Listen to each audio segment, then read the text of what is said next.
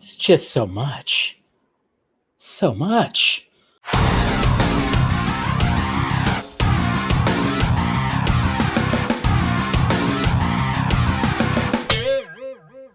What's happening, my film friends? Dave the Film Junkie here. Yes, guys, man, it kind of reminds me of, specifically reminds me of playing Batman Arkham Asylum, but, there's numerous games that are just like this where, you want to complete the story, right? And I remember completing the story of Arkham Asylum, okay, start to finish.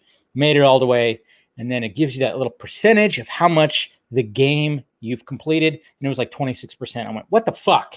Well, obviously, there's much more to it than just the regular story. And when it comes to content and things that I want to watch, and then things that are coming that are just piling on, I swear to God, it just feels like I've only just watched about 26% of all this. But yes, there's much more that's happened, that's coming out, that was introduced today, and we're going to talk about it, as well as some other things too. But man, I tell you what, it's just it's just a good time. It's just a fun time. So first thing we're going to be, of course, talking about is Zack Snyder's Twilight of the Gods.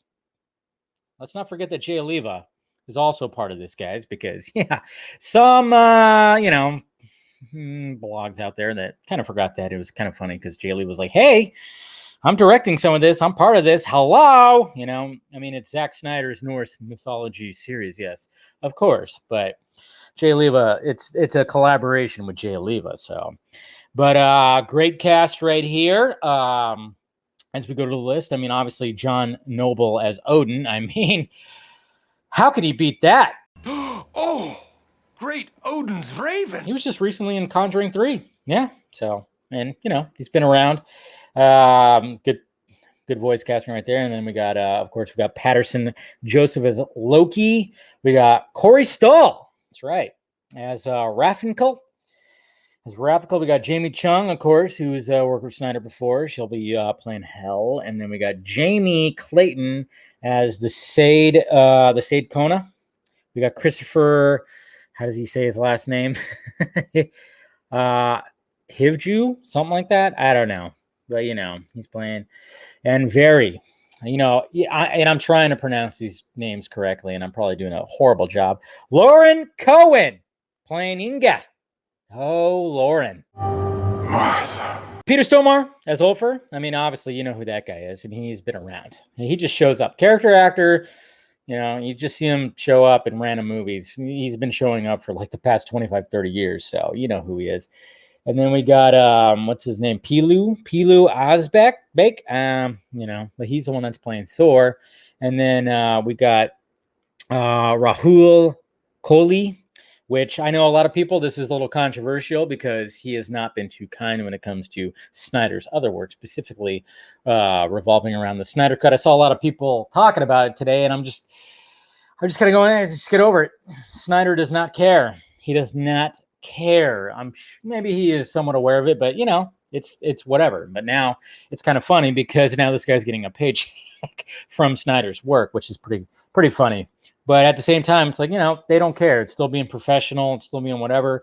They're not caring like what we think when it comes to, the fandom and stuff like that. But I know a lot of people had a little stink about it. I saw on the timeline. And then we got Stuart Martin, who's playing Leif. And then Sylvia Hoeks is playing Sigrid.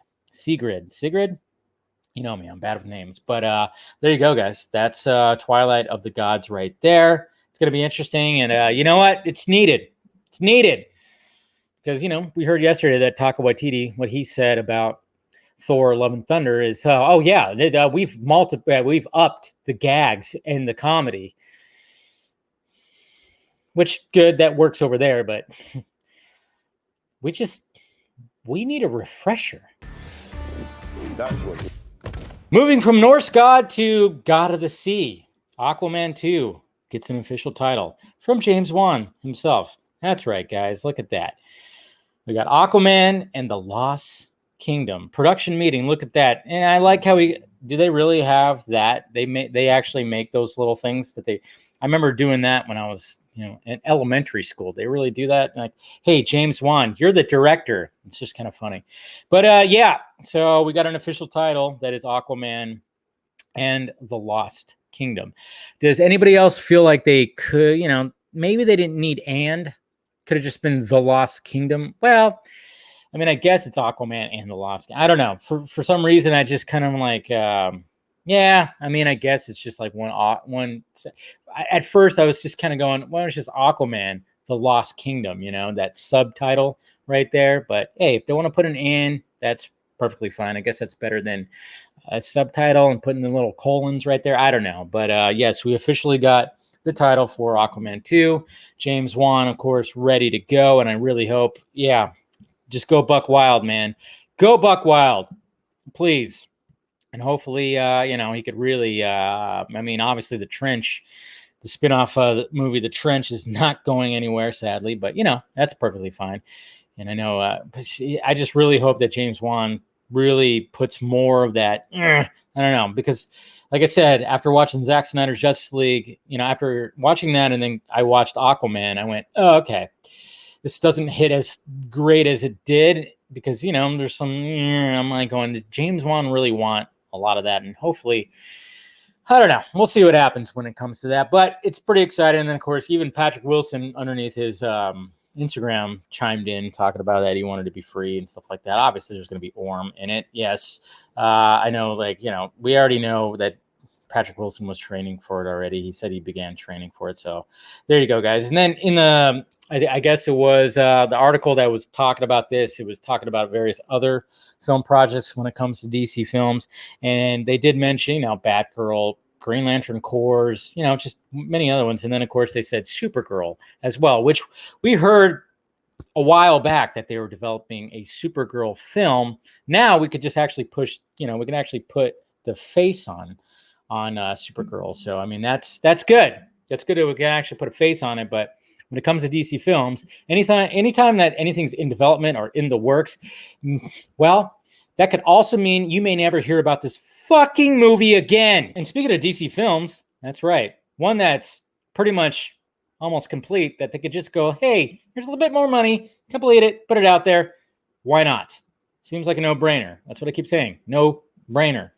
But David Ayer, he's been, been kind of quiet. He was quiet for a bit, and then all of a sudden, yesterday and today, and it's probably due to the editor of Suicide Squad who talked about that. I talked about that last night on Film Junkie Live, about what David Ayer was actually going for when it came to his Suicide Squad movie. So he posted this today, and it's kind of weird. It's kind of interesting. It's nothing new that we haven't seen, but there's something added to the image. So here it is right here. It's in his stories, of course. He never flat out posts it. So we got this shot, which looks like it's, it's definitely not a screenshot. It looks like it's, definitely taken he off a screen, which, is interesting too. And, this is when we get that flashback shot of the prince and I guess you could say the princess of Gotham when they're doing a little dance number, and we see Margot Robbie's Harley Quinn in that jester costume. But yeah, if you zoom in right here, it's like, what is going on with this, Dave? What are you trying to tell us, huh? What's going on? What are you writing right there? I mean, it almost seems like there's a little blank spot, or the light's just hitting the mask just right where it looks like it's cut. Is that what you're trying to say? The mask looks like it's cut? No, probably not. I don't know. There's probably a meaning, and we're still trying to figure it out. Everybody is Charlie Day with the big board behind them going, what the fuck? So I'm not sure exactly what he's trying to say here, guys, but it is interesting. But I think, the reason why David Ayer is being vocal is because of his editor really speaking about it. So obviously the editor was talking a lot about how they introduced the characters and how they, the flashing back and stuff, and how it's a lot slower in his version as opposed to a theatrical version. So yeah, release the Ayer cut. Again, no brainer. I could tell you meant that. And then last, but certainly not least, Kevin Smith, Masters of the Universe. That's right. He-Man, his He-Man series that's coming to Netflix as well. Got a full-on trailer today, and hopefully you guys watched it. I watched it, and it definitely brought me back because it's... When was the last time there was a He-Man series? Was it all that long time ago? I don't even know. Was there probably maybe newer ones? I don't know. But the fact of the matter is we're getting a new one, and it's coming from Kevin Smith. You know, a little bit of a passion project by the power of Grayskull. So obviously, you guys saw the trailer, hopefully. But yeah, little teaser right here. I don't know. I would say it's more than a teaser. It looks like a full-on trailer, but looks pretty good. I mean, I will say I was never huge on He-Man, but my brother was. I was all about Ghostbusters and Batman, while my brother was all about He-Man. And that was pretty much it. He had a lot of the toys. He had even the fold-out Castle of Grayskull, all that stuff, and looks pretty damn good. And I will be tuning into this July 23rd right there. So there you go. A He-Man series as well. And I probably forgot other things that came out today too, but those were like the main things that I was like going to focus on in this video. Didn't want to make it too long, but yeah. So we got obviously Twilight of the Gods. We got Aquaman 2, a little bit of Supergirl talk, and then of course Green Lantern Corps, which I don't think it's going to be quite. I think I've told you guys how I possibly in a video somewhere, maybe a members only video, I don't know, that what I heard about when it came to the Green Lantern series and Green Lantern Corps and how it kind of connected with each other. I don't know if that's going to be happening now that there's all different kinds of things happening, and you know, a guy with the ball cap, you know who I'm talking about, who was kind of behind all that. It's kind of been, you know, I mean, even though it seems like he's still got his fingertips and things, you know, he's not quite as, you know, a presence, I guess you could say, but might be all different now that JJ's there and everything. So I don't know, guys, but we'll see what happens. But I had to make the joke, the fact that every time you hear something in the works or in development when it comes to DC films, yeah, there's a laundry list of films of stuff that we've heard in the past. I mean, like I said, we've heard about Supergirl. We've heard about that for a while, and there was a whole big stink that was going to replace any kind of Man of Steel sequel that we were going to get. So I don't know. It's all very interesting, guys, but let me know your thoughts about it down below. What do you think about all this? Hit that like, thumbs up. Hit that notification bell so you know when I'm doing this stuff. If you want to join Film Junkie, become a member, hit the join button. I do members only post-show videos after Film Junkie. Give it a little bit more tea when it comes to all that. And then once a week, we do I do a stream for the members only, so you can just pick my brain for about 15-20 minutes. Or if you want to join the Patreon and see what I'm working on, you guys get early access to a lot of that stuff.